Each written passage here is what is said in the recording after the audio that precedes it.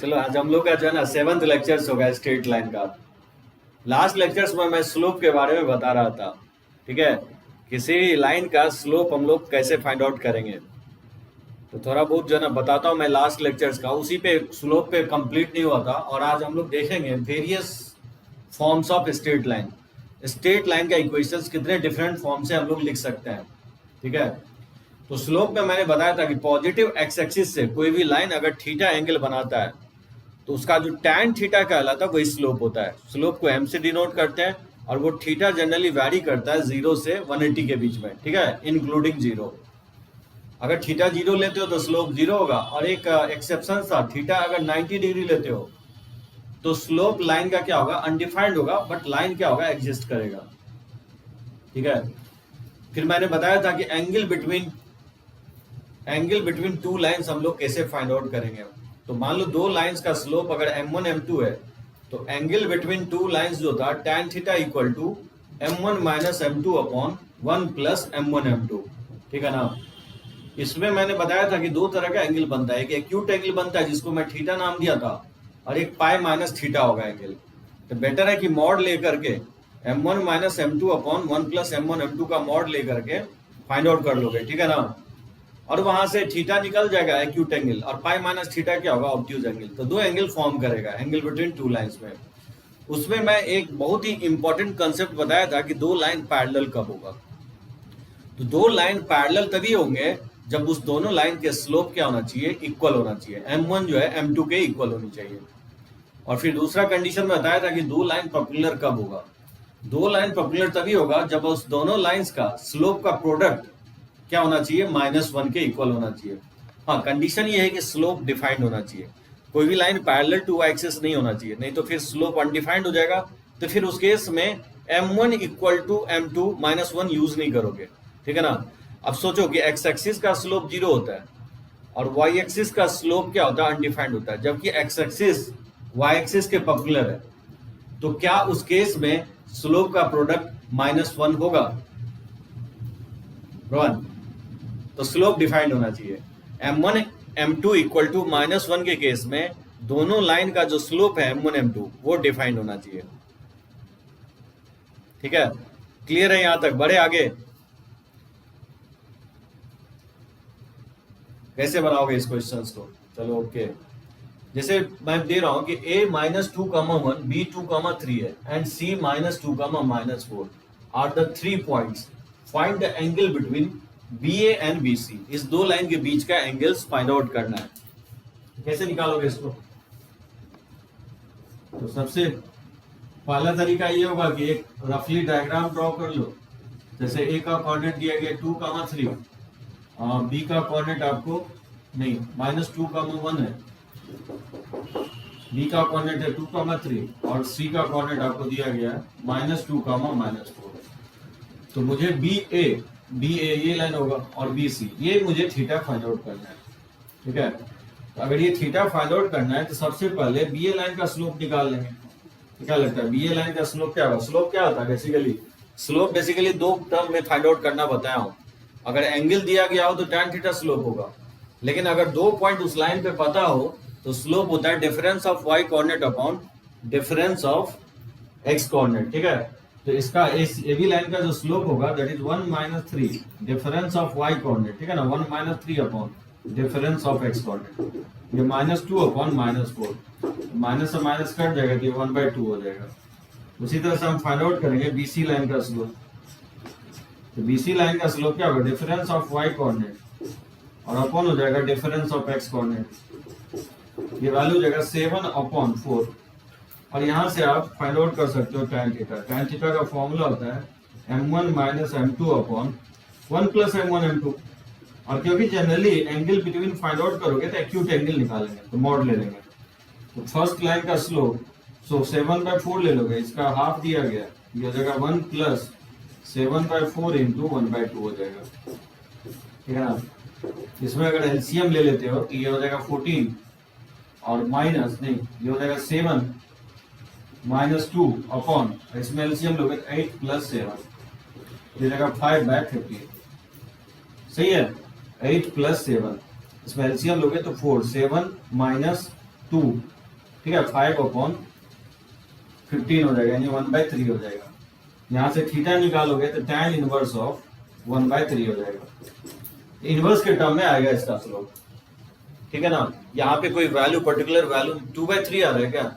2/3 7/4 minus, इसमें LCM लोगे तो ये 8 + 7, 8 से 8, सॉरी, ये कैंसिल आउट, एक जो है ना कैंसिल आउट होकर के ऊपर एक 2 जाएगा, सही है।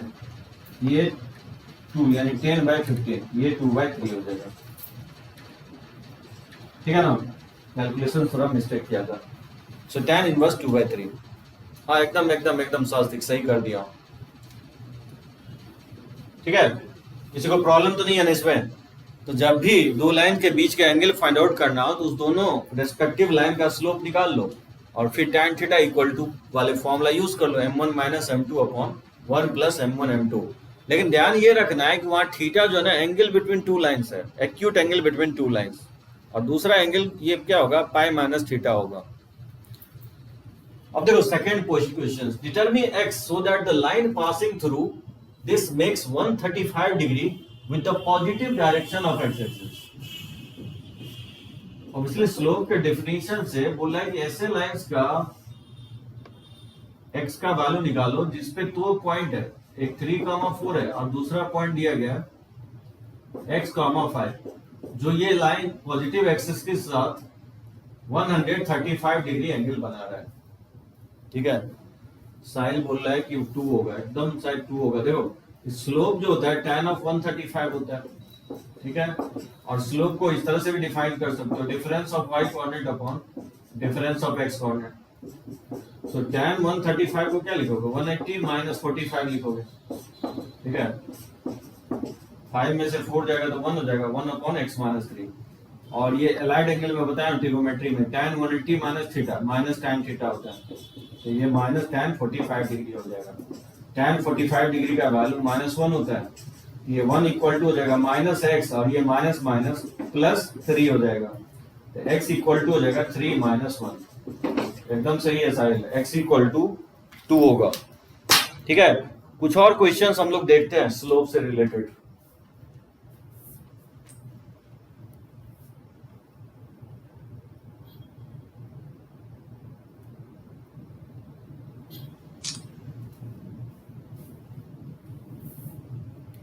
रब करें इसको,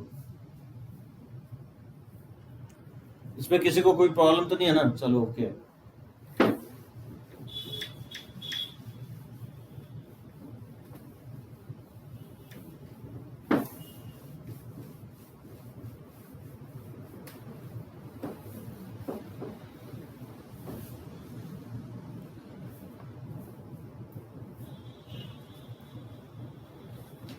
जैसे एक पर्टिकुलर लाइन से रिलेटेड क्वेश्चंस लेता हूं। देखो ये questions, late a 6,4 and b 2,12 be two given point, ठीक है। Find the slope, find the slope of the line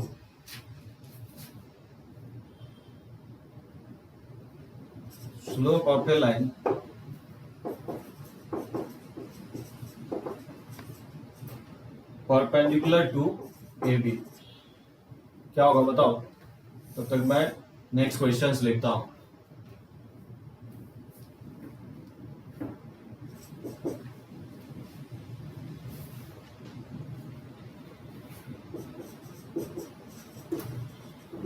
ठीक है, determine x so that 2 is the slope of the line, 2 is the slope of the line through 2,5 and x, 3।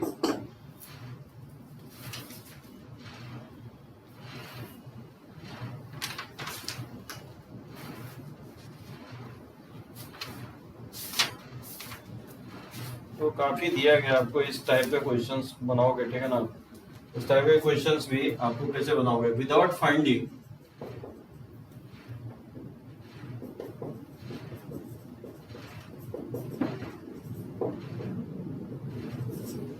ठीक है, without using Pythagoras theorem.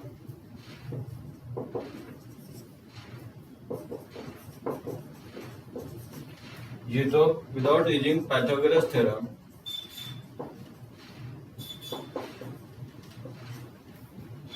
so that the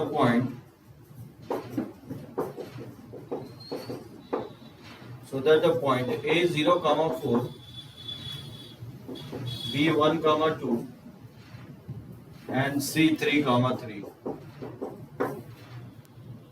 ठीक है, are the vertices of a right angle triangle।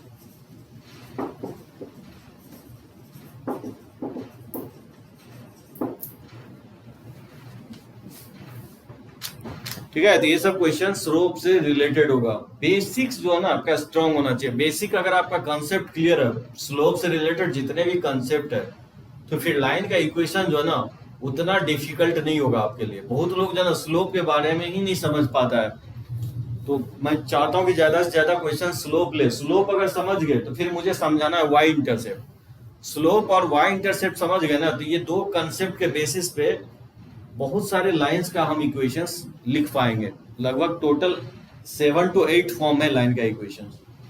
हाँ सही लिखे हो। 2 point है तो बोले स्लोप क्या होगा, जो ए बी पे परपेंडिकुलर होगा, ठीक है। तो जैसे मान लेता हूं ये पॉइंट ए है जिसका कोऑर्डिनेट दिया गया है, ठीक है। ये पॉइंट आपका 6, 4 है और बी का 2, 12 है। तो बोला इसके परपेंडिकुलर लाइन का स्लोप क्या होगा। तो मान लेता हूं इसका स्लोप m है, तो ऑब्वियसली दोनों लाइन अगर परपेंडिकुलर है तो ए बी लाइन और m का स्लोप का प्रोडक्ट क्या होना चाहिए, -1 होना चाहिए।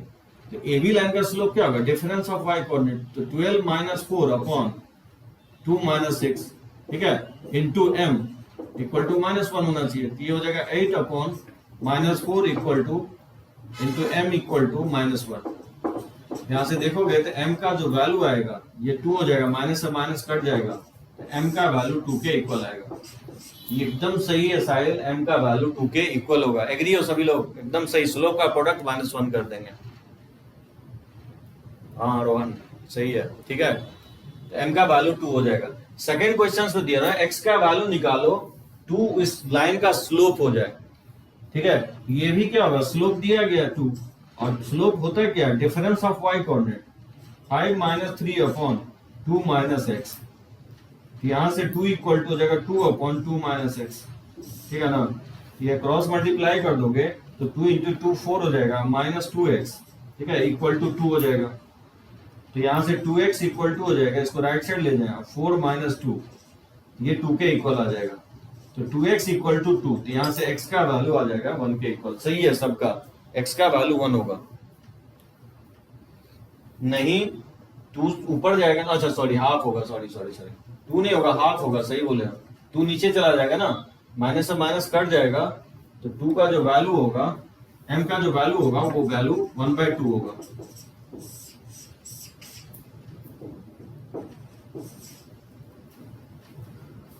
नहीं एकदम सही है, ठीक है दिव्यांश, m का वैल्यू 1/2 होगा।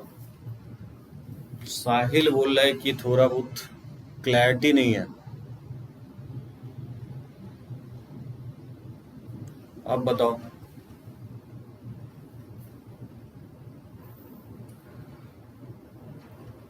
अच्छा बीच बीच में हो रहा है ब्लर,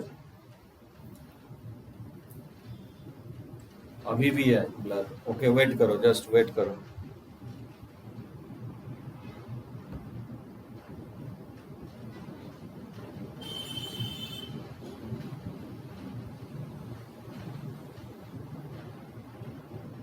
ठीक हुआ अब क्या, परफेक्ट है ना।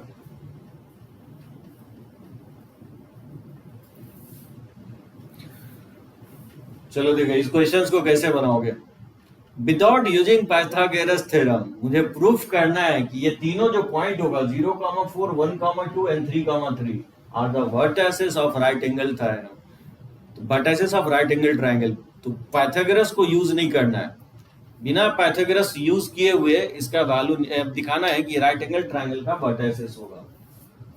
तो क्या करेंगे इस क्वेश्चंस में, ए का कोऑर्डिनेट है 0,4, बी का कोऑर्डिनेट है 1,2 और सी का कोऑर्डिनेट है 3,3। ऑब्वियसली हम स्लोप के कंसेप्ट से निकालेंगे सभी लाइंस का, हाँ जो सभी लाइन का स्लोप निकालेंगे और देखेंगे किसी दो लाइन का स्लोप का प्रोडक्ट -1 आना चाहिए। एकदम दिव्यांग सही है कंसेप्ट रॉन।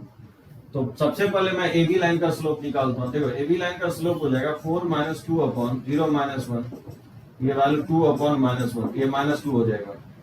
उसी तरह से बीसी सेगमेंट का स्लोप निकालेंगे तो 2 - 3 upon difference of y coordinate upon difference of x coordinate, -1 upon -2, 1/2 आ रहा है। क्लियरली दिख रहा है इस दोनों का स्लोप -1 आ रहा है। तो slope of A B into slope of B C का प्रोडक्ट जो आ रहा है ये बेसिकली -1 के इक्वल आ रहा है। ठीक है ना, इससे कंफर्म हो रहा है, इससे कंफर्म ये हो रहा है कि जो दो लाइंस है कौन सा, ए बी और बी सी, ए बी और बी सी, ये बी होगा, ए बी और बी सी, ए बी और बी सी का स्लोप प्रोडक्ट -1 आ रहा है, दैट मींस ये राइट एंगल ट्रायंगल का वर्टाइसेस होगा। तो पाइथागोरस से भी कर सकते हो, पहले भी हम लोग डिस्टेंस फॉर्मूला यूज करके इस टाइप के क्वेश्चंस को डील किया है।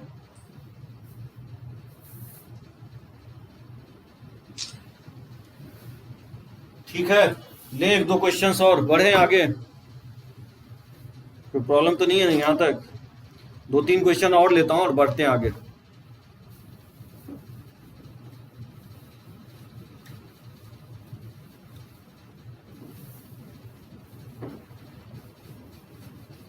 कोऑर्डिनेट का जो ना क्वेश्चंस आप बना सकते हो, मतलब अलजेब्रा से जो ना इजियर रहता है क्वेश्चंस, बशर्ते आपका थियरी क्लियर रहना चाहिए,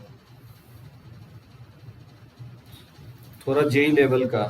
अभी जो है ना स्वास्तिक एक्चुअली जब तक थियरी पूरा कंप्लीट नहीं करेंगे ना तो जेई लेवल का क्वेश्चंस नहीं ले सकते हैं।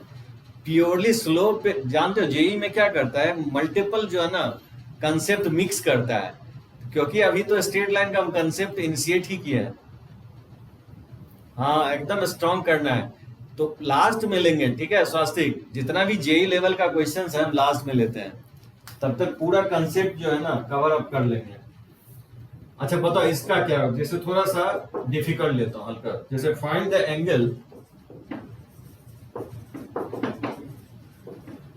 Angle between the x axis and the line joining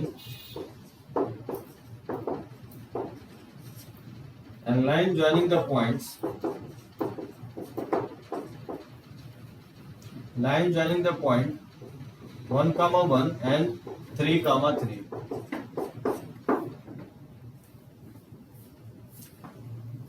क्या लगता है इसका, आप फाइंड आउट करो, तब तक मैं नेक्स्ट क्वेश्चंस लिखता हूं, इसका आंसर्स क्या हो सकता है। So find the value of x for which the point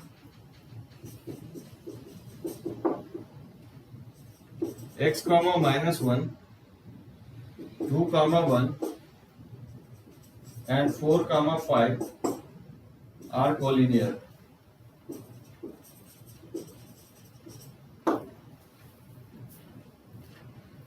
ये सब जो है ना बोर्ड लेवल क्वेश्चंस है, जैसे मान लो third, by using the concept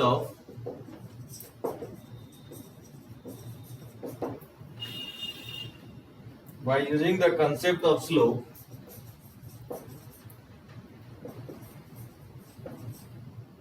ठीक है, सो दैट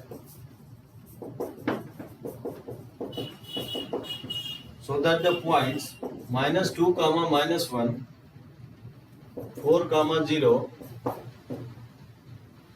ठीक है, 3, 3 and -3, 2, ठीक है, are the vertices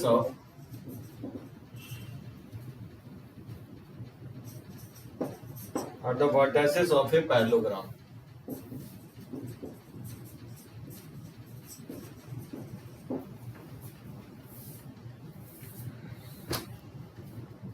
45 डिग्री, एकदम सही है श्रेयांश, स्वास्तिक, साहिल, रोहन।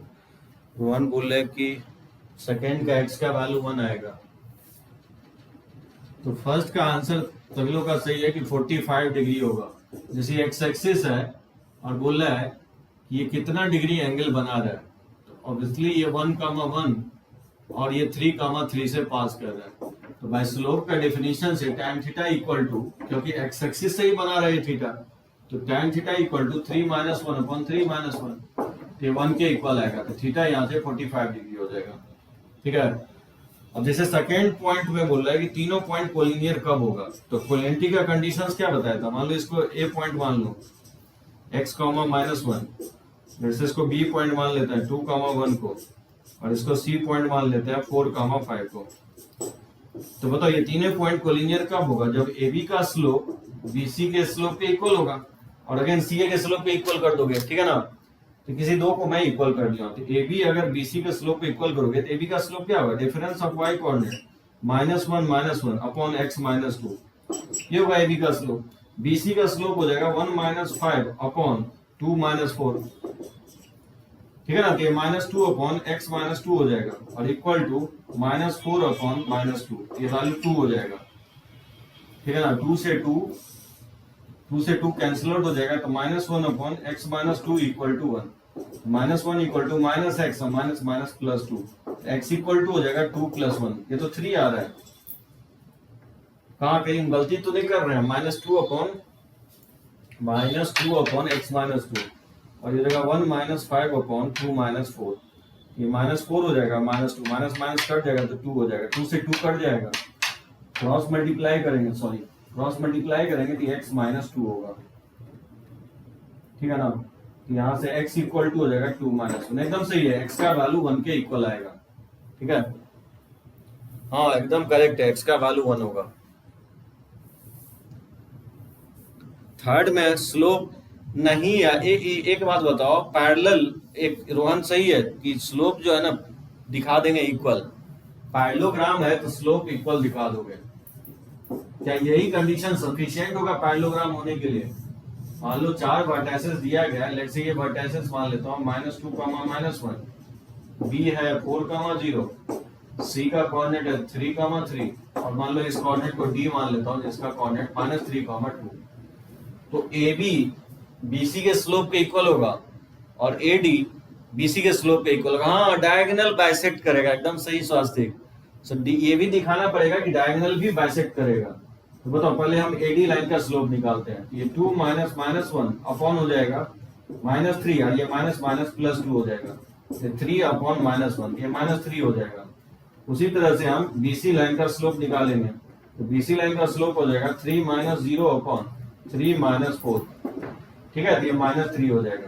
तो क्लियरली एडी और बीसी का स्लोप इक्वल आ रहा है। ये कंफर्म हो गया कि एडी जो होगा वो पैरेलल होगा बीसी लाइन के। ठीक है। उसी तरह से सिमिलरली हम दिखा सकते हैं कि एबी लाइन जो होगा पैरेलल टू, ठीक है, सीडी होगा। स्लोप निकाल के दिखा देंगे, लेकिन इतना कहना सफिशिएंट नहीं होगा, क्योंकि अपोजिट साइड का लाइन अगर पैरेलल है तो कोई जोड़ी नहीं है कि वो पैरेललोग्राम ही होगा। ठीक है। डायगोनल को बाइसेक्ट कर रहा होगा। डायगोनल जब तक बाइसेक्ट नहीं करेगा तो फिर पैरेललोग्राम शेप फॉर्म होगा ही नहीं। डिफिनीशन याद करो, मैं यही बताया हूं। ये जो पी पॉइंट है एसी के लिए भी मिड पॉइंट होगा और बीडी के लिए भी मिड पॉइंट होगा। तो बताओ पी का कोऑर्डिनेट लिख सकता हूं मिड पॉइंट ऑफ, पहले मैं लिख देता हूं मिड पॉइंट ऑफ एसी। तो बताओ मिड पॉइंट के सेक्शन फॉर्मूला से क्या लिखेंगे, बीसी, एसी का मिड पॉइंट है 3 - 1 अपॉन, ये हो जाएगा 3 - 2, ये वैल्यू आ जाएगा आपको इसका एक्स कोऑर्डिनेट। मिड पॉइंट का सेक्शन फॉर्मूला हो जाएगा 3 - 2/2 कॉमा और 3 - 1/2। ठीक है ना। ये कोऑर्डिनेट आ जाएगा 1/2 कॉमा 1 आ जाएगा। उसी तरह से मिड पॉइंट ऑफ, ठीक है, मिड पॉइंट ऑफ हम फाइंड आउट करेंगे बीडी। तो बीडी का जो मिड पॉइंट होगा दैट इज 4 - 3/2 इक्वल टू जाएगा 0 + 2/2। क्लियरली यहां से भी पॉइंट जो है ना हम देख सकते हैं कि 1/2 कॉमा 1 ही आ रहा है, और ये दोनों कॉन्साइड कर रहा है। इसे कंफर्म हो रहा है कि ये डायगोनल बाइसेक्ट कर रहा है, कंफर्म हो रहा है कि ये पैरेललोग्राम ही होगा, ठीक है ना। तो दो चीजें आपको दिखाना है, जब भी आपको पैरेललोग्राम बोलता है या रेक्टेंगल बोलता है या आपको स्क्वायर कहता है या आपको रोम्बस कहता है। अगर रोम्बस करता है तो डायगोनल पॉपुलर दिखाओगे, ठीक है ना। दोनों डायगोनल पॉपुलर कब होगा? जब स्लोप का प्रोडक्ट -1 होगा। इन केस ऑफ पैरेललोग्राम के केस में अपोजिट साइड पैरेलल दिखाना है, हाँ, और डायगोनल बाइसेक्ट दिखाना है। सर पर अपोजिट साइड पैरेलल होगा तो पैरेललोग्राम के अलावा क्या हो सकता है? रेक्टेंगल हो सकता है, स्क्वायर हो सकता है, रोम्बस हो सकता है। हाँ, रोम्बस भी तो हो सकता है, क्योंकि अगर मान लो इसमें बोलेगा कि रोम्बस दिखाओ, तब तो ये भी दिखाना पड़ेगा ना कि डायगोनल आपस में 90 डिग्री पे इंटरसेक्ट कर रहा है। दैट मीन्स AC का स्लोप और BD का स्लोप का प्रोडक्ट -1 दिखाना पड़ेगा, अगर रोम्बस पूछता है तो। हाँ, एकदम एकदम दिव्यांश, ये बात तुम्हारा सही है कि जो भी हम डायग्राम बताए हैं, स्क्वायर, रेक्टेंगल और रोम्बस, ये सब बेसिकली पैरेललोग्राम का ही सबसेट है।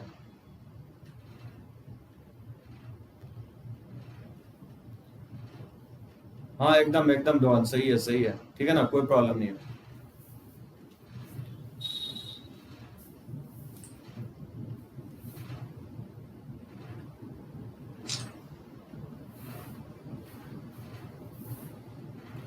तो चलो बनाओगे, ठीक है ना। मुझे लगता है होपफुली आप स्लोप के बारे में समझ गए होगे सभी। ये रोम्बस हो सकता है कि नहीं, वो BD और AC के स्लोप के प्रोडक्ट पे निर्भर करेगा, ठीक है ना। तो AC का स्लोप निकालोगे तुम तो 3 minus minus plus 1 upon 3 minus minus plus 2, ये 4/5 हो जाएगा। और उसी तरह से BD का स्लोप निकालोगे, ये 2 माइनस 0 अपॉन और -3 -4, नहीं होगा, ये -2 इस दोनों का प्रोडक्ट, ये -2/7 आ रहा है और ये 4/5 आ रहा है, क्योंकि इस दोनों का प्रोडक्ट -1 नहीं आ रहा है, इसलिए ये डायग्राम रोम्बस नहीं होगा। समझे दिव्यांश? रोम्बस होने के लिए BD का स्लोप और AC का स्लोप का प्रोडक्ट -1 होना चाहिए, तभी तो ये 90 डिग्री होगा ना। रोम्बस के केस में डायगोनल जो होता है आपस में बाइसेक्ट तो करेगा ही, लेकिन परपेंडिकुलर भी होना चाहिए दिव्यांश, क्योंकि यहाँ पे स्लोप का प्रोडक्ट -1 नहीं आ रहा है। दैट मीन्स डायगोनल आपस में परपेंडिकुलर नहीं है। दैट मीन्स ये डायग्राम जो होगा रोम्बस नहीं होगा। रोम्बस के केस में ये भी होता है कि AB BC CD DA का लेंथ भी क्या होता है? इक्वल होता है रोम्बस के केस में। हाँ, एकदम डायगोनल बाइसेक्ट करने के लिए हम लोग मिड पॉइंट के सेक्शन फॉर्मूला यूज करेंगे। यहाँ क्लियरली दिख रहा है कि AC का जो मिड पॉइंट है और जो BD का मिड पॉइंट है, वो दोनों पॉइंट क्या हो रहा है? कॉन्साइड कर गया। तो जब दोनों पॉइंट कॉन्साइड कर गया, दैट मीन्स बाइसेक्ट कर रहा है। तो BD जो जहां पे बाइसेक्ट कर रहा है, AC भी उसी पॉइंट पे बाइसेक्ट कर रहा है। दैट मीन्स इसका डायगोनल बाइसेक्ट कर रहा है, तो हम बोल सकते हैं ये डायग्राम क्या होगा? पैरेललोग्राम होगा, रोम्बस नहीं होगा, ठीक है ना।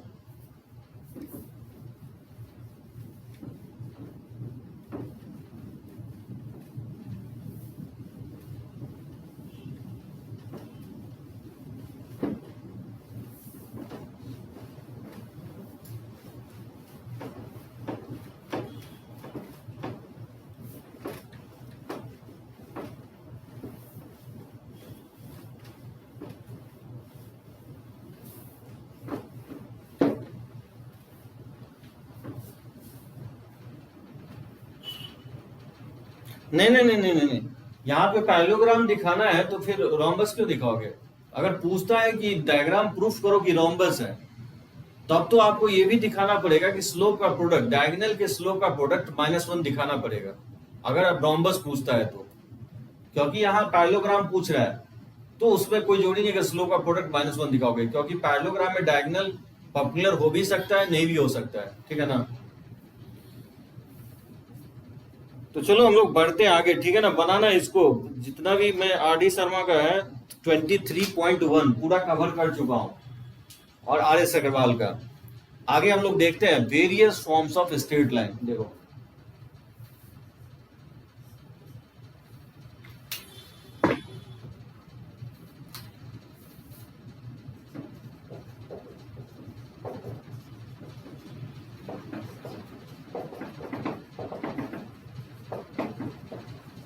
लाइन का इक्वेशन कैसे लिखेंगे?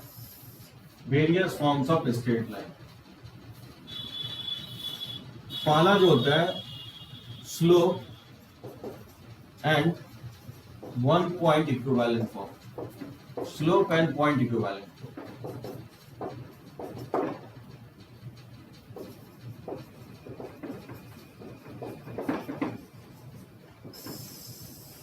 Slope and point equivalent form. अब देखो गौर से सुनो, लाइंस का इक्वेशंस हम लोग कैसे लिखेंगे, क्या क्या इंफॉर्मेशंस की जरूरत है लाइन का इक्वेशंस लिखने के लिए। देखो ये लाइंस है, इस लाइन का इक्वेशंस लिखने के लिए दो इंफॉर्मेशंस की जरूरत है। वो दो इंफॉर्मेशंस क्या होगा? अगर लाइन का स्लोप अगर पता हो तो फिर लाइन का इक्वेशन नहीं लिख सकते हैं। सिर्फ स्लोप पता होने से लाइन का इक्वेशन नहीं लिखा जा सकता है। देख सकते हो, अगर मान लो ये अगर एक्स एक्सिस है, ऐसे लाइंस बहुत सारा हो सकता है जिसका स्लोप क्या होगा? सेम होगा। मान लो ये सारा लाइन पॉजिटिव एक्स एक्सिस है, अगर थीटा एंगल बना रहा है तो एक यूनिक लाइन अगर लिखना हो तो नहीं लिख सकते हैं, ठीक है ना। तो सिर्फ स्लोप से काम नहीं चलेगा। अगर इस लाइन पे अगर हम एक पॉइंट दे दें तो फिर क्या होगा? लाइन का इक्वेशन हम लिख सकते हैं। अगर मैं बोलूं इस लाइन का स्लोप m है और इसका ये पास कर रहा है x1, y1 से, तो ऑब्वियसली लाइन फिक्स हो जाएगा। अगर एक पॉइंट दे दे लाइन पे और स्लोप दे दे तो लाइन फिक्स हो जाएगा। या नहीं तो लाइन पे अगर दो पॉइंट दे दे तो भी जो है ना लाइन फिक्स हो जाएगा। तो मान लो लाइन पे अगर दो पॉइंट दे दे तो भी लाइन फिक्स हो जाएगा। हाँ, ये फॉर्मूला तो मैं लिखवाऊंगा स्वास्तिक, जो है ना। कंडीशंस ये है कि लाइन का इक्वेशंस के लिए दो इंफॉर्मेशन की जरूरत है। या तो मुझे दो पॉइंट चाहिए उस लाइन पे, या नहीं तो स्लोप और एक पॉइंट चाहिए। अगर ये दोनों इंफॉर्मेशन में से कोई भी एक भी मुझे पता हो तो हम लाइन का इक्वेशंस लिख सकते हैं। ठीक है, सभी लोगों को क्लियर? ये पॉइंट, स्लोप और पॉइंट दिया गया हो, स्लोप और एक पॉइंट दिया गया तो भी लाइन का इक्वेशन लिख सकते हैं। लाइन पे अगर दो पॉइंट दिया गया हो तो भी हम लाइन का इक्वेशन लिख सकते हैं। दो या दो से ज्यादा पॉइंट, ठीक है ना, मिनिमम लेकिन दो पॉइंट होना चाहिए।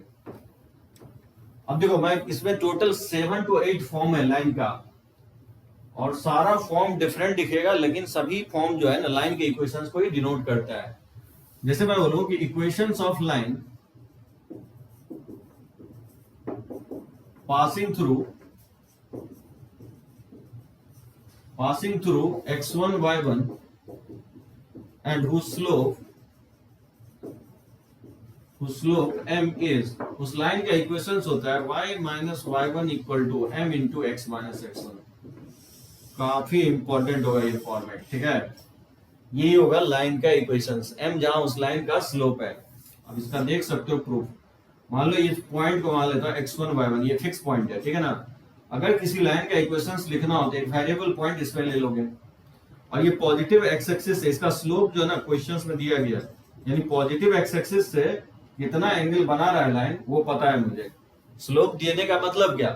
पॉजिटिव एक्स एक्सिस से वो लाइन कितना डिग्री एंगल बना रहा है वो मुझे पता है, तभी तो स्लोप पता चलेगा ना। तो इस लाइन का इक्वेशंस कैसे लिखोगे? मैं बताया कि स्लोप की डेफिनेशन से स्लोप जो होता है वो basically difference of y coordinate और अपॉन होता है डिफरेंस ऑफ x कोऑर्डिनेट। इसी को क्रॉस मल्टीप्लाई कर दो, कितने आ जाएगा? y minus y1 equal to m into x minus x1। ये आपका प्रूफ हो गया। सबसे सिंपलेस्ट फॉर्म, इजियर फॉर्म, काफी यूज होगा, एकदम सही है। उस तरह से भी लिख सकते हो, ठीक है स्वास्थ्य। जैसे मैं बोलूं कि find the equation of line, find the equation of line making an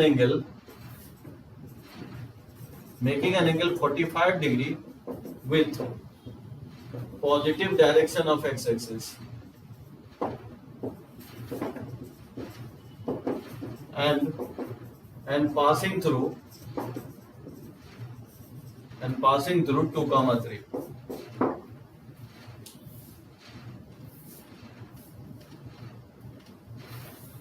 हम लोगों को सिर्फ x1 बताया है। नहीं, दोनों होगा, ठीक है ना। x1 y1 कोई एक पॉइंट फिक्स पॉइंट से पास कर रहा है और b कोई वेरिएबल पॉइंट है, मूविंग पॉइंट है। पी इस तरह से वैरी कर रहा है जो इस लाइन का स्लोप चेंज नहीं होना चाहिए, एम के इक्वल होना चाहिए। तो जो एक्स कॉमा वाई जो पाथ पकड़ेगा वो पाथ ही स्ट्रेट लाइन होगा। यहाँ पे दोनों वेरिएबल है, एक्स और वाई दोनों वेरिएबल है, ठीक है, एक्स और वाई दोनों वेरिएबल है। स्वास्तिक इसको समझने की कोशिश करो, x1 y1 दोनों फिक्स पॉइंट है इस लाइन पे, और p पॉइंट मूविंग पॉइंट है, ठीक है, p मूविंग पॉइंट है। p पॉइंट इस तरह से मूव करे जिससे AP लाइन का स्लोप क्या हो जाए, m के इक्वल आ जाए। नहीं, लाइन जो है ना हमेशा वेरिएबल के टर्म में लिखोगे, ठीक है ना, हमेशा लाइन हमेशा नोन नहीं होगा, ये वेरिएबल पॉइंट होगा, तो हमेशा एक्स वाई के टर्म में ही लिखोगे लाइन का इक्वेशंस, ठीक है ना। तो एक अननोन पॉइंट मान लोगे, जब भी लाइन का इक्वेशंस लिखना हो एक अननोन पॉइंट मान लोगे, और एक पॉइंट दिया गया और स्लोप पता है, तो स्लोप को इक्वेट कर दोगे difference of y coordinate upon difference of x coordinate से, ये लाइन का इक्वेशन आएगा y minus y1 equal to m into x minus x1। जैसे मुझे इस क्वेश्चन को बनाना है, ठीक है, ये कह रहा है कि एक लाइन का इक्वेशन निकालो जो पॉजिटिव एक्स एक्सिस से 45 डिग्री एंगल बना रहा है और 2,3 से पास कर रहा है। मान लेते हैं 2,3 से पास कर रहा है और पॉजिटिव एक्स एक्सिस से 45 डिग्री एंगल बना रहा है। इसका स्लोप क्या होगा, tan 45 हो जाएगा, यानी 1 के इक्वल हो जाएगा। इसका लाइन का इक्वेशन हो जाएगा y minus y1 equal to m into x minus x1। इसमें पुट कर दोगे तो y1 का वैल्यू 3 है, स्लोप इसका 1 है, और x का वैल्यू इसका 2 है, तो y माइनस 3 इक्वल टू हो जाएगा x माइनस 2, यानी x minus y plus 1 equal to 0, ठीक है ना। 3 माइनस 2 1 हो जाएगा, हाँ एकदम सही है, x minus y plus 1 equal to 0। जैसे find the equation of line, equation of line passing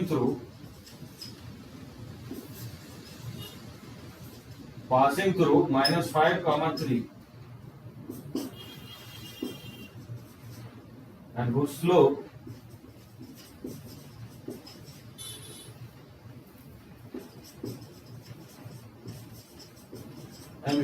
is 3। बोल रहा है कि एक लाइन का इक्वेशंस निकालो जो -5,3 से पास कर रहा है, जिसका स्लोप क्या है, 3 के इक्वल है, इसका स्लोप 3 है। तो फाइंड आउट करना है लाइन का इक्वेशंस क्या होगा। क्या लिखेंगे इस लाइन का equation, y minus y1 equal to m into x minus x1, ठीक है ना। यहाँ पे y1 का जगह 3 है, स्लोप इसका 3 दिया गया है, और x1 की जगह माइनस माइनस प्लस 5 हो जाएगा। इसी को लिख सकते हैं y माइनस 3 इक्वल टू 3 से अगर हम मल्टीप्लाई कर दें तो 3x प्लस 15 हो जाएगा, ठीक है ना। ये हो जाएगा 3x माइनस y और प्लस 15 प्लस 3, ये 18 इक्वल टू 0 हो जाएगा। 15 प्लस 3, ठीक है, 18 इक्वल टू 0। हाँ, 3x minus y plus 18 equal to 0, ठीक है। उत्कर्ष विशाल समझ में आ रहा है कैसे हम लोग लाइन के इक्वेशंस लिख रहे हैं।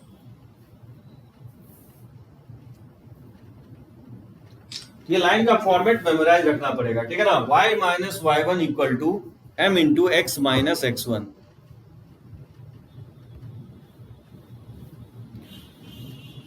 रब करें इसको, मुझे लगता है क्वेश्चंस क्लियर होगा, ठीक है ना। अगर पॉजिटिव एक्स एक्सिस के साथ एंगल दिया गया और पॉइंट दिया गया हो, या स्लोप और पॉइंट दिया गया हो, तो लाइन का इक्वेशंस हम लोग इस तरह से लिख सकते हैं।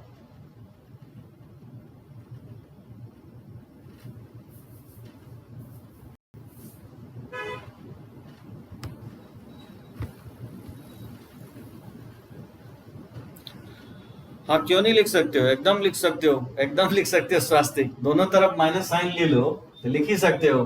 y1 minus y equal to m into x1 minus x भी लिख सकते हो, दोनों तरफ माइनस कॉमन ले लो। लेकिन जितने भी बुक में जो है ना इसी तरह लिखा रहता है, वेरिएबल पहले लिखा रहता है।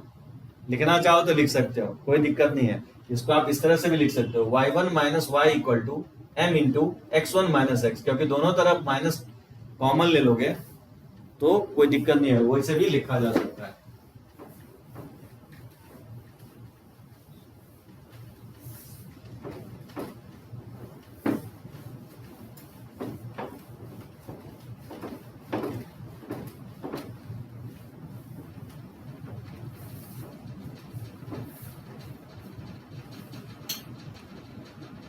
उसके बाद देखो दूसरा पॉइंट,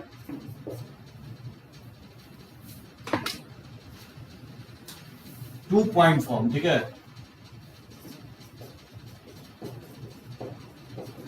टू पॉइंट फॉर्म। अगर 2 पॉइंट दिया गया हो तो लाइन के इक्वेशंस कैसे लिखेंगे?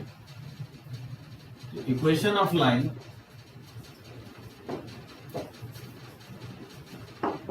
Equation of line passing through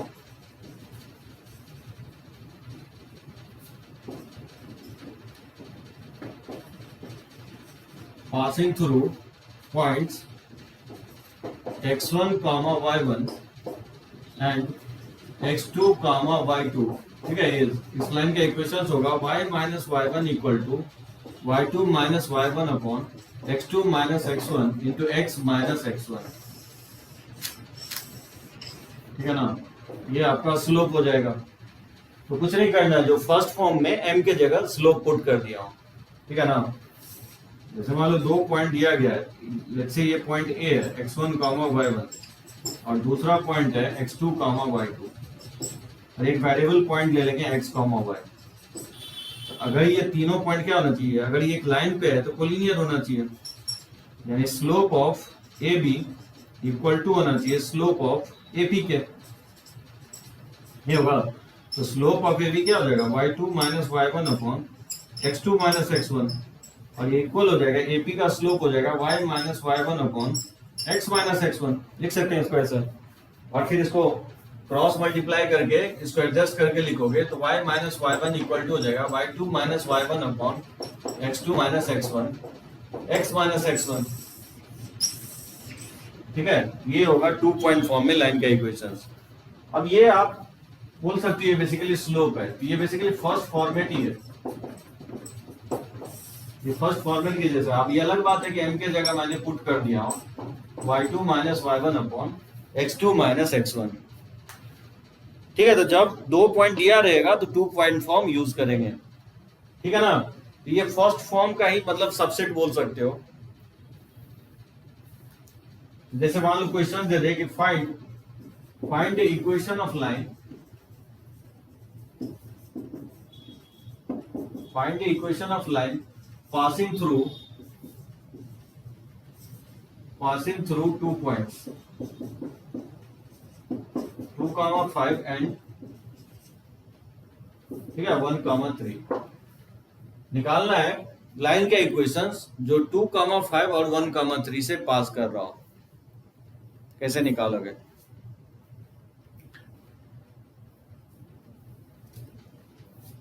find the equation of line passing through 2 points 2 comma 5 and 1 comma 3। Directly आप ये फॉर्मूला यूज कर सकते हो y2 minus y1 upon x2 minus x1 into x minus x1। तो y minus y1 आप किसी को भी ले सकते हो, इसमें से भी ले सकते हो, इसमें से भी ले सकते हो, आंसर पे कोई फर्क पड़ने वाला नहीं है, ठीक है ना। तो x1 y1 यहाँ पे 5 है और y2 माइनस y1 यानी 5 माइनस 3 अपॉन 2 माइनस 1 और x माइनस x1 हम 2 लेंगे। तो y माइनस 5 इक्वल टू ये 2 बाय 2 हो जाएगा x माइनस 2 हो जाएगा y minus 5 equal to 2x minus 4। इसको राइट साइड शिफ्ट कर देंगे 2x minus y plus 1 equal to 0, ठीक है। 2x minus y plus 1 equal to 0। आप ऐसे भी बना सकते हो और नहीं तो आप ऐसे भी बना सकते हो। इस लाइन का स्लोप कितना है? इस लाइन का स्लोप है 5 माइनस 3 अपॉन 2 माइनस 1। इस लाइन का स्लोप जो है 2 के इक्वल है और पॉइंट कोई भी आप लेके बना सकते हो। स्लोप 2 आ गया है, ठीक है ना। इस लाइन का स्लोप 2 आ गया तो लाइन के equations y minus 3 equal to 2 into x minus 1। So x1 y1 इसको भी ले सकते हो या इसको भी ले लो, कोई फर्क पड़ने वाला नहीं है, ठीक है। ये मैं फर्स्ट फॉर्म यूज किया हूं y minus y1 equal to m into x minus x1। इसको मल्टीप्लाई करोगे तो 2x माइनस 2 यानी 2x minus y plus 1 equal to 0। देख रहे हो आंसर्स दोनों का सेम ही आ रहा है। तो यहाँ पे आप x1 y1 के जगह 5 कामा 2 ले सकते हो, ठीक है, 2 कामा 5 ले सकते हो यानी तो 1 कामा 3 ले सकते हो। तो फॉर्मूला आप ये भी लिख सकते हो, ठीक है ना। जैसे ये लिखा हूं उसी तरह से ये भी फॉर्मूला आप लिख सकते हो y minus y2 equal to y2 minus y1 upon x2 minus x1 into x minus x2, ठीक है। तो लाइन के इक्वेशंस में कोई चेंज नहीं होगा। ऐसा इसलिए क्योंकि आप AB के स्लोप को अगर AP के इक्वल कियो तो AB का स्लोप PB के भी तो इक्वल हो सकता है ना। AB का स्लोप अगर PB के इक्वल करोगे तो आपको ये इक्वेशन आ जाएगा, ठीक है। क्लियर है सभी को? इसमें 2 पॉइंट फॉर्म लिख लोगे।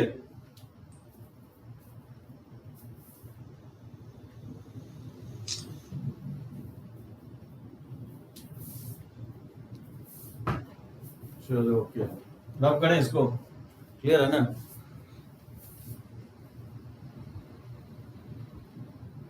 बहुत ही इंपॉर्टेंट होगा, ठीक है। 12th में हम लोग डायरेक्टली यूज होता है, ठीक है। यस उत्कर्ष, विशाल, अविनीत बार बार अप डाउन हो रहा है।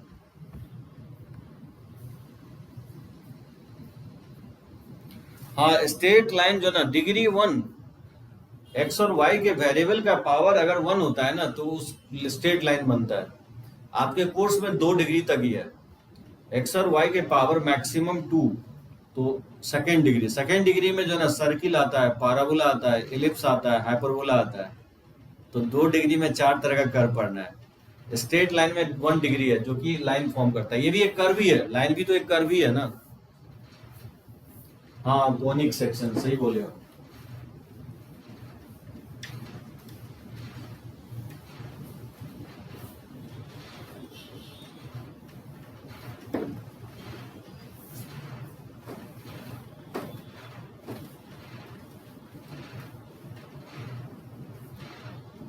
अब देखो कुछ स्पेशल है जो मैं आपको नोट करके बताता हूं।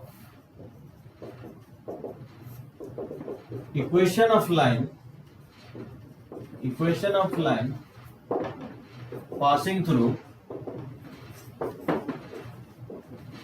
passing through x1 y1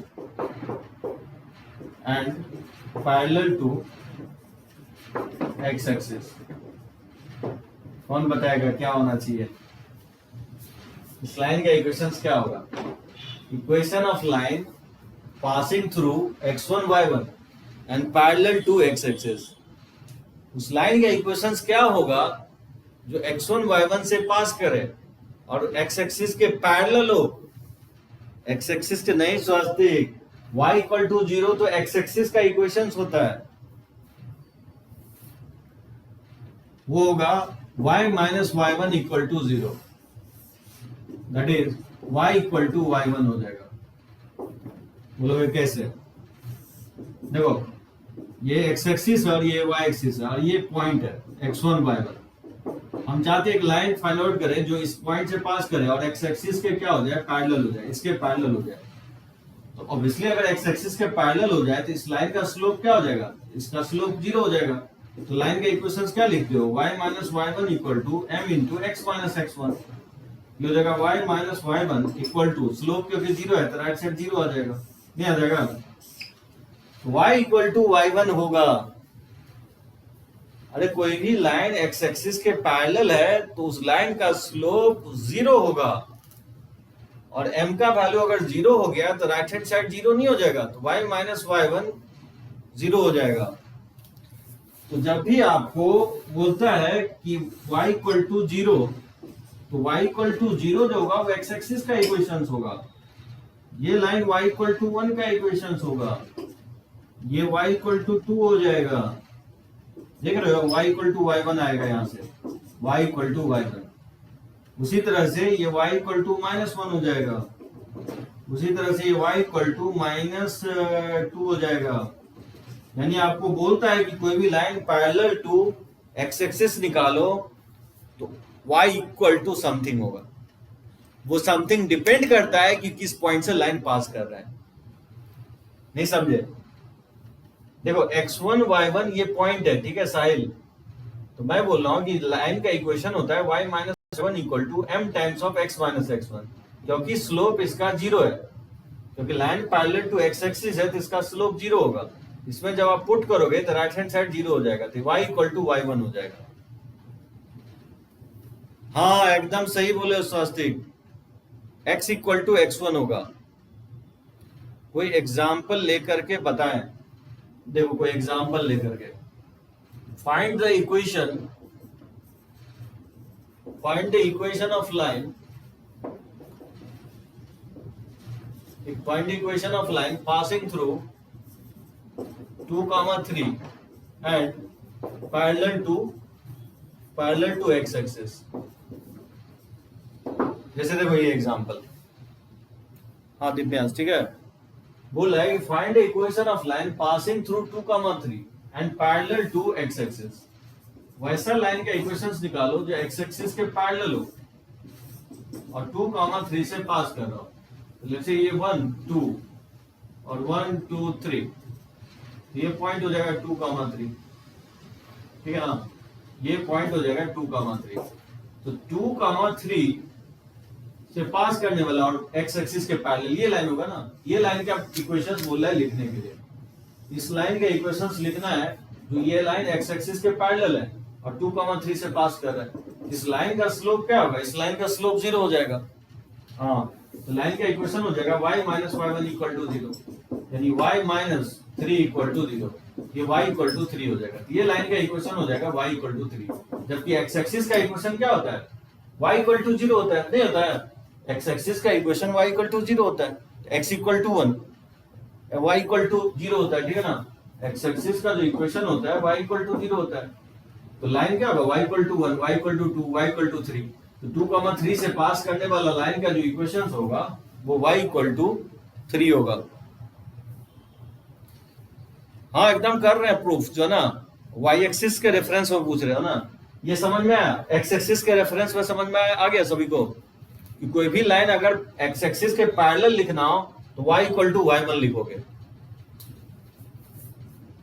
देखो हाँ, दूसरा पॉइंट देखो, इक्वेशन ऑफ लाइन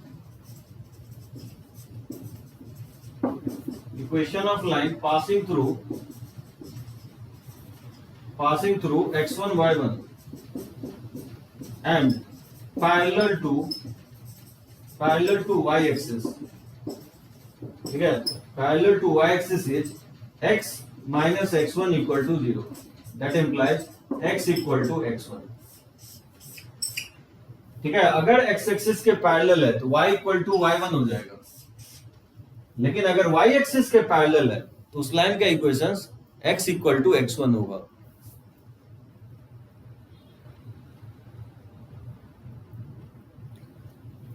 कोई पॉइंट क्राइटेरिया नहीं होता है कि कोई वैल्यू y1 के इक्वल है और x मैटर नहीं कर, नहीं। देखो दिव्यांश, जो मैं आपको पहला फॉर्म बताया ना, y minus y1 equal to m into x minus x1, उसमें क्या है कि m जो है ना 0 लोगे तो वो obviously line parallel to x axis हो जाएगा।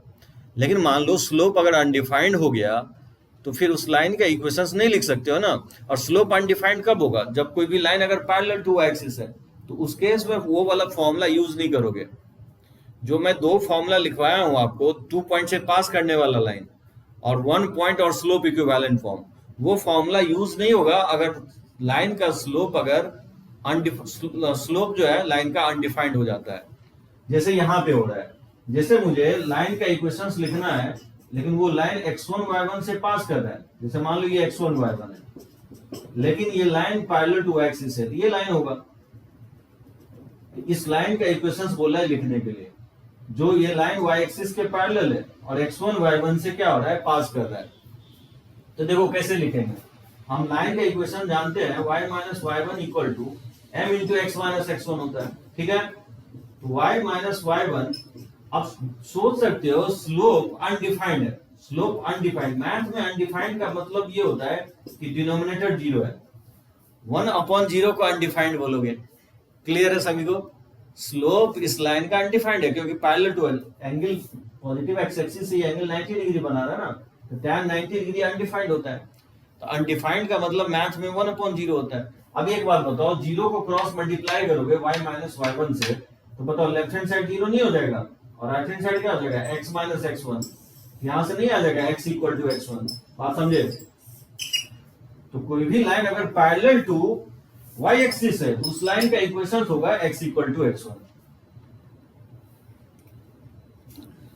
और किसी का अनडिफाइंड नहीं होगा तब तो स्वास्थ्य कोई दिक्कत नहीं है, तब तो हम जो 2 फॉर्म बताए शुरू में वो वाला यूज करो। अगर स्लोप अनडिफाइंड है और स्लोप 0 है तो ये सम स्पेशल केस हो गया, ठीक है ना। लाइन के इक्वेशंस का सम स्पेशल केस हो गया कि स्लोप 0 होगा तो y इक्वल टू y1 लिखोगे, अगर स्लोप अनडिफाइंड हो गया तो x इक्वल टू x1 लिखोगे। तो बोलेगा कि line parallel to x axis लिखो तो y इक्वल टू y1 लिखोगे, बोलेगा line parallel to y axis लिखो तो x इक्वल टू x1 लिखोगे। और अगर अनडिफाइंड नहीं, अनडिफाइंड का मतलब ही होता है denominator 0, numerator can be anything 1 2 3 4 5, उससे कोई फर्क नहीं पड़ेगा, ऊपर में कुछ भी लेते हो। अनडिफाइंड का मतलब मैथ में ये होगा denominator 0, numerator can be any values. यहाँ 1 के जगह 2 भी ले लोगे तो क्या फर्क पड़ता है, क्रॉस मल्टीप्लाई करोगे तो राइट लेफ्ट हैंड साइड 0 हो जाएगा और 2 तो 0 होगा नहीं ना, तो 2 को क्रॉस मल्टीप्लाई कर दोगे तो x माइनस x1 ही 0 होगा, तो x इक्वल टू x1 आ जाएगा। अनडिफाइंड का मतलब ये होगा मैथ में, ठीक है ना, डिनोमिनेटर 0 आएगा। थोड़ा बहुत मैं रब करके और एक्सप्लेन करने की कोशिश करता हूँ इसको, बहुत इंपॉर्टेंट है ये, स्पेशली जब स्लोप अनडिफाइंड होगा।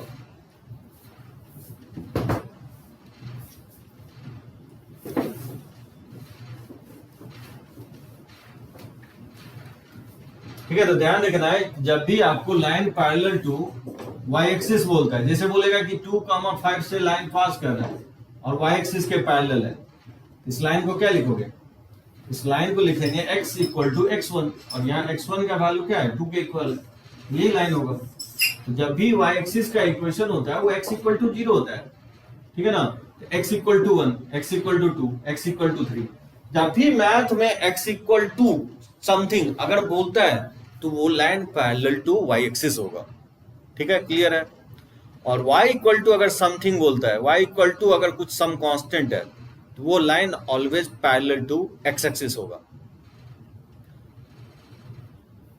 कमेंट करो और भी कोई दिक्कत किसी को भी।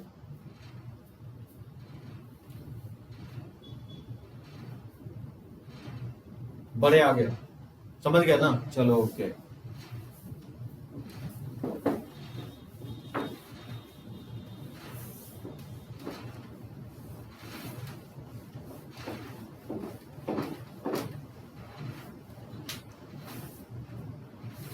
जैसे देखो, find the equation of line,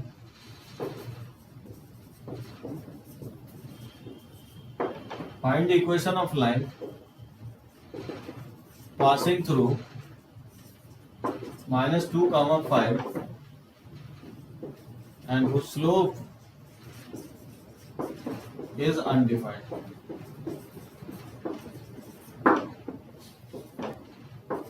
क्या लगता होना चाहिए, बोला वैसे लाइन का इक्वेशंस निकालो जो -2,5 से पास कर रहा है और जिसका स्लोप अनडिफाइंड है।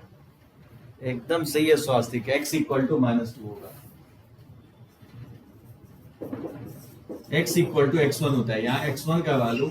और अगर डायग्राम ड्रॉ करोगे यही x एक्सिस का इक्वेशन होता है y इक्वल टू 0 और y एक्सिस का इक्वेशन होता है x इक्वल टू 0। उसी तरह से x इक्वल टू -1 आएगा, x इक्वल टू -2 आएगा और x इक्वल टू -2 ही लाइन पे -2,5 सिचुएटेड होगा, नहीं होगा, -2,5 सिचुएटेड होगा, x इक्वल टू -2 होगा। जैसे बोलेगा find the equation of line, find the equation of line parallel to y axis and passing through origin.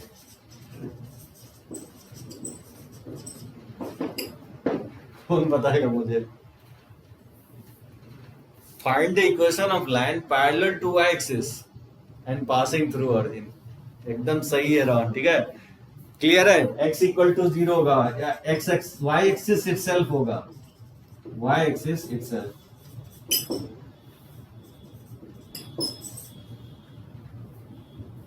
तो ये स्पेशल केस है, जो स्लोप अनडिफाइंड होगा या स्लोप 0 होगा उस केस में ये कंसेप्ट आप अप्लाई कर सकते हो। क्लियर है यहाँ पे, यहां तक देखो। तीसरा पॉइंट बहुत important point, if line makes equal angle with coordinate axis,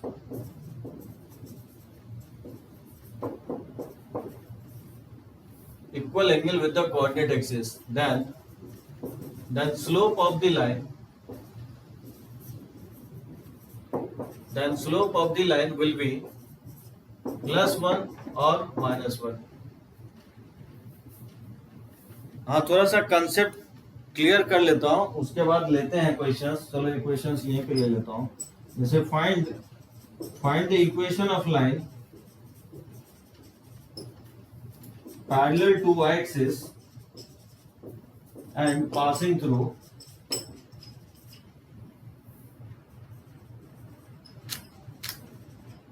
ठीक है, passing through 7,0।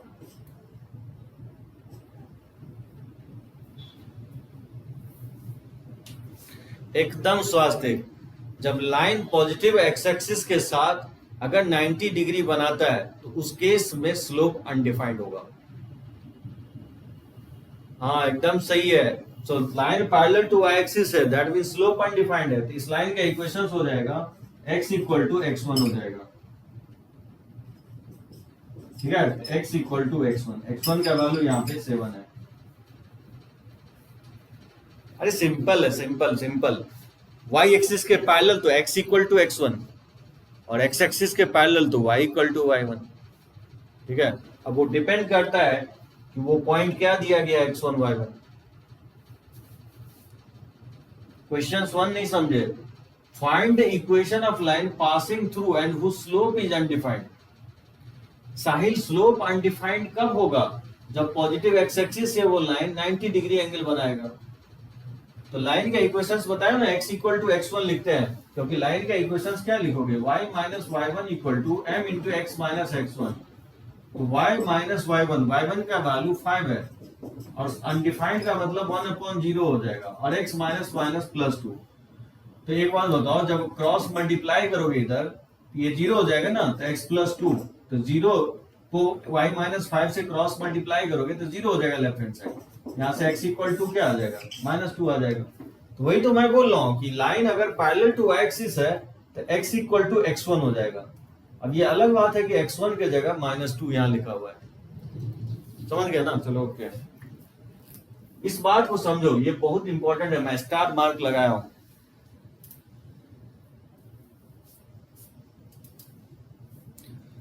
थर्ड पॉइंट में, if the line makes equal angle with the coordinate axis लिखा हूं, equal angle with the coordinate axis. Hand writing मेरा बहुत खराब है, नहीं। If the line makes equal angle with the coordinate axis, then slope of line will be either +1 or -1। अब ये कैसे? देखो, मैं कह रहा हूं कि इक्वल एंगल का मतलब होता है कोऑर्डिनेट एक्सिस मतलब x एक्सिस y एक्सिस होगा, यानी इस तरह से बना रहा होगा। इक्वल एंगल का मतलब ये अगर 45 है, ये भी क्या होना चाहिए? 45। इक्वल एंगल का मतलब ये होता है।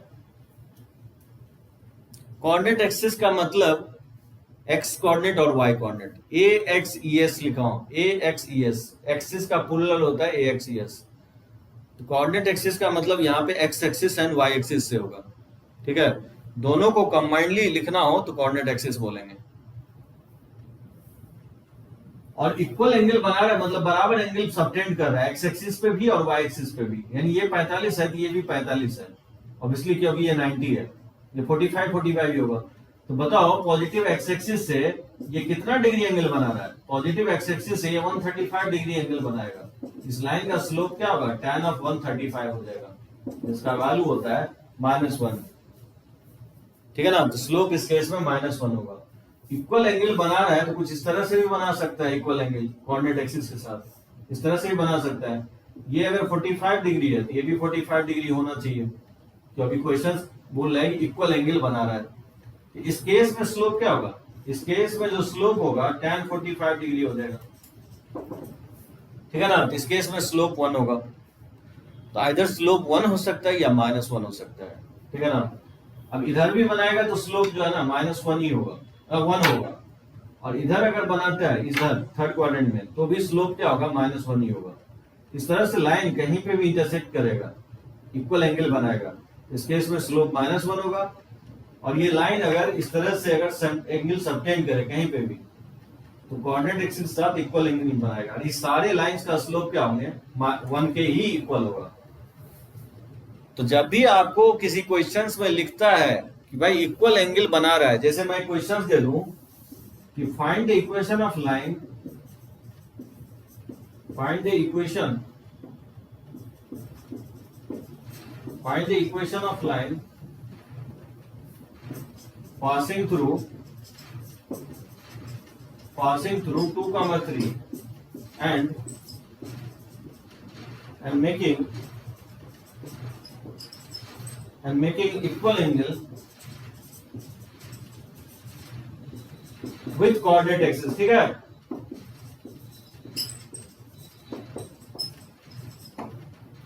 जैसे बोल रहा है एक लाइन का इक्वेशंस लिखो जो 2, 3 से पास कर रहा हो और कोऑर्डिनेट एक्सिस के साथ इक्वल एंगल बना रहा है। तो जब भी कहीं आपको लिखा रहे कोऑर्डिनेट एक्सिस के साथ इक्वल एंगल बना रहा है तो स्लोप आइदर 1 लेना है या नहीं तो +1 लेना है, ठीक है ना। तो स्लोप का वैल्यू आइदर 1 ले लेंगे या -1 ले लेंगे। ऐसे दो लाइन का इक्वेशन होगा, y - y1 = 1 × x - 2 हो जाएगा, यानी x - y + 1 = 0 होगा। और दूसरा लाइन हो सकता है y - 3 = स्लोप इसका -1 × x - 2 हो जाएगा। तो y - 3 = -x + 2, इसको लेफ्ट साइड लेंगे तो x + y - 5 = 0। यही दोनों लाइन हो सकता है। तो ध्यान रखना दो आंसर्स आएगा, आइदर ये लाइन हो सकता है x - y + 1 = 0 या नहीं तो ये लाइन हो सकता है x + y - 5 = 0। तो इनडायरेक्टली जो है ना स्लोप ना दे करके ये लैंग्वेज लिखेगा कि इक्वल एंगल बना रहा है कोऑर्डिनेट एक्सिस के साथ। तो समझ जाना है कि स्लोप का वैल्यू क्या लेना है, आइदर 1 लेना है या नहीं तो -1 लेना है।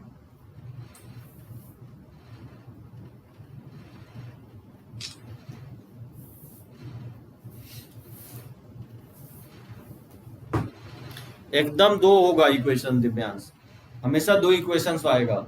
जब भी आपको बोलेगा कि कोई लाइन अगर इक्वल एंगल बना रहा है कोऑर्डिनेट एक्सिस के साथ तो हमेशा ऐसा दो लाइन होगा।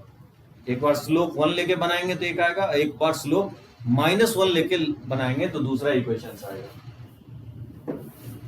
तो चलो इसको देखते हैं, रफ करते हैं। और एक और पॉइंट लास्ट पॉइंट है उसको मैं बना ही देता हूं। देखो 4th point,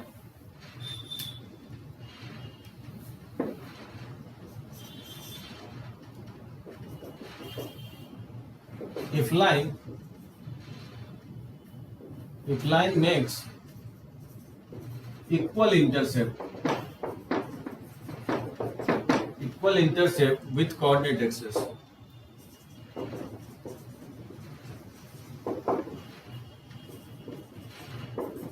then slope of the line will be -1। अगर कुछ ऐसा कहता है कि इक्वल इंटरसेप्ट बना रहा है कोऑर्डिनेट एक्सिस के साथ तो स्लोप उसके इसमें -1 सिर्फ लेना है। दोनों में अंतर है, यहाँ पे मैं इक्वल एंगल बोला हूं और यहाँ पे मैं बोल रहा हूं इक्वल इंटरसेप्ट। इस दोनों में देखो अंतर क्या है। जैसे ये लाइन इक्वल इंटरसेप्ट बनाएगा, अगर ये 5 यूनिट है ये भी 5 यूनिट होगा तो ये एंगल 45 डिग्री बनाएगा, ठीक है। तो एंटी क्लॉकवाइज डायरेक्शन में ये 135 बनाएगा तो इसका स्लोप जो है ना tan of 135 इसका वैल्यू -1 आ जाएगा। बात समझे, अगर ये 5 यूनिट है तो ये भी 5 यूनिट, यानी दोनों कटिंग पॉइंट जो है ना एक्स एक्सिस को अगर पॉजिटिव साइड कट कर रहा है तो वाई एक्सिस को भी, हाँ एकदम सही बोले, आइसोसेलेस ट्रायंगल बनना चाहिए, आइसोसेलेस ट्रायंगल बनेगा रोहन। लेकिन ध्यान रखना है कि आइसोसेलेस ट्रायंगल जो बनना चाहिए दोनों या तो एक्स और वाई कोऑर्डिनेट के पॉजिटिव साइड बनना चाहिए या दोनों कोऑर्डिनेट के नेगेटिव साइड बनना चाहिए। इस तरह से भी बन सकता है, ठीक है। ये 45 होगा, ये भी 45 होगा। तो इंटरसेप्ट का मतलब ये अगर निगेटिव है तो ये भी निगेटिव है, ये -2 यूनिट है तो ये भी -2, अगर ये -3 यूनिट है तो ये भी -3। तो उस केस में भी स्लोप क्या होगा, -1 के इक्वल होगा। तो tan of 135, ठीक है ना, तो -1 ही आएगा। लेकिन इक्वल इंटरसेप्ट ये केस नहीं होगा, ये इक्वल इंटरसेप्ट नहीं होगा। क्यों नहीं होगा? क्योंकि ये -2 यूनिट है, ये 2 यूनिट हो जाएगा। इसको इक्वल इंटरसेप्ट नहीं बोलोगे, क्योंकि साइन अपोजिट हो जाएगा ना। हाँ, इंटरसेप्ट का मतलब, इंटरसेप्ट एक वेक्टर क्वांटिटी है। और जब आप इंटरसेप्ट वर्ड बोलते हो, दैट मीन्स मैग्नीट्यूड और साइन दोनों सेम होना चाहिए। तो यहाँ इक्वल इंटरसेप्ट बोल सकते हो। अगर ये 2 यूनिट है तो ये भी तो वाई एक्सिस के साथ 2 यूनिट होगा, या ये 3 यूनिट होगा तो ये भी 3 यूनिट होगा। लेकिन ये वाला केस कंसिडर नहीं होगा, क्योंकि मान लो अगर पॉजिटिव वाई एक्सिस के साथ 2 यूनिट लेते हो तो निगेटिव वाई एक्सिस के साथ एक्स एक्सिस का -2 यूनिट हो जाएगा। तो इसको इक्वल इंटरसेप्ट नहीं बोल सकते हो, ठीक है ना, क्योंकि इस केस में स्लोप 1 आ जाएगा, ठीक है ना। हाँ, इक्वल एंगल बोल सकते हो। इक्वल एंगल बोलोगे तो फिर स्लोप 1 लिख सकते हो आप। अगर कहीं पे ये वर्ड, ये लैंग्वेज लिखा हुआ है कि कोऑर्डिनेट एक्सिस के साथ इक्वल एंगल बना रहा है, तब आप दोनों स्लोप ले सकते हो, 1 भी ले सकते हो, -1 भी ले सकते हो। लेकिन अगर क्वेश्चंस में लिखा हुआ है कि इक्वल इंटरसेप्ट बना रहा है कोई लाइन, तो फिर स्लोप 1 नहीं लेना है, उस केस में सिर्फ -1 ही लेना है। ऑरिजिन से इंटरसेप्ट क्योंकि ऑरिजिन से मेजर करते हैं तो फिर नहीं होगा, ठीक है ना, तब फिर नहीं होगा। ऑरिजिन से पास करेगा तो इंटरसेप्ट डिफाइन ही नहीं होगा, ये एक्सेप्शन है, ऑरिजिन को छोड़ दो, ठीक है ना, ऑरिजिन को छोड़ करके। जैसे बताओ, इस एक क्वेश्चन इस पे, जैसे find the equation of line passing through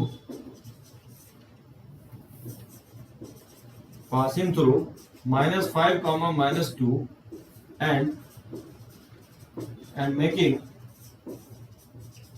and making equal intercept with coordinate axis, making equal intercept with the coordinate axis। क्या लगता है इसका आंसर होना चाहिए? Find the equation of line passing through -5, -2 and making equal intercept with the coordinate axis. x + y - 7 = 0। Divyansh कर रहा है एकदम। क्या होगा? y - y1 = m × x - x1। तो y - y1 का वैल्यू -+2, स्लोप -1 लेंगे, क्योंकि इक्वल इंटरसेप्ट बना रहा है, अभी जस्ट बताया, स्लोप -1 लेंगे। और x -+5, ठीक है ना, तो -1 से मल्टीप्लाई करोगे तो y + t = -x - 5।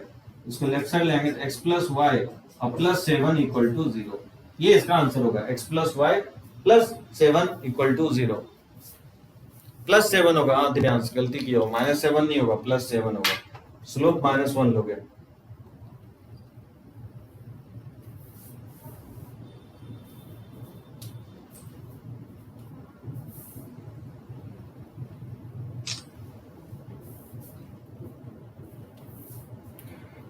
तो चलो नेक्स्ट क्लास में हम लोग इसी को कंटिन्यू करेंगे, ठीक है। 5 फॉर्म और रह गया, उसको नेक्स्ट क्लास में कंप्लीट कर लेंगे।